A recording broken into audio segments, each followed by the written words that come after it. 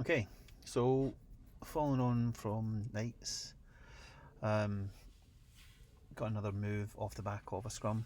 You can see in the position it's called Queens.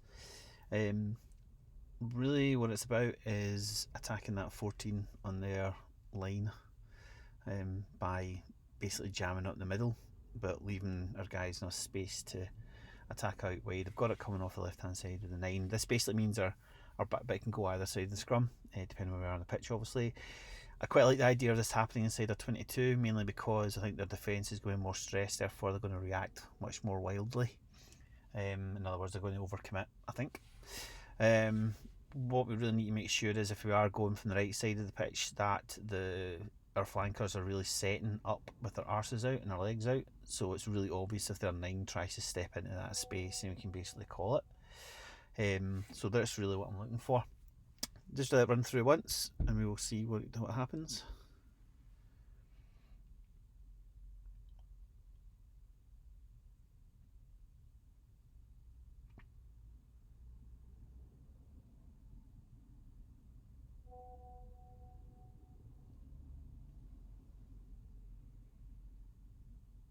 Okay, so multiple strike options off that.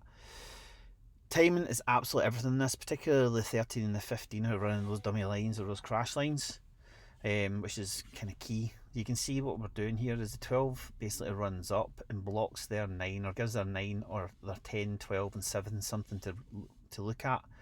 But really what we're doing is the 12 just making that yardage up the pitch, so he can just basically pull back to 9. 9's going to come across his line. He just pops. It's not going to be like a wrap round. It's just going to be like pop to him as they run past. At that point, the 10 is working his way along behind the 9. So if I just fast forward a wee bit here, you can see it's 9 to 12. 12 comes up, jams up that 10, 12, 7 channel, hits it to the 9.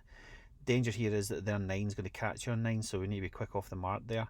But now, as you can see, 13's coming in a hard line. That's going to really engage their 13. Particularly if we've got Nicky running at that. But what we're doing is we're whipping out the back to 10. 15 could bite in here really soon, in which case the timing of this pass could be go out to the 14 faster. But really what we're looking for is our 15 to come between that 15 and 13 space and really engage those two defenders. Hits the 14. Either way, the 15, if he does bounce out, is not going to be able to take the 14 at pace, because he's going to come around this corner super fast. He then is just like a 2-1-1. With their 14, so he can fire out to the 11.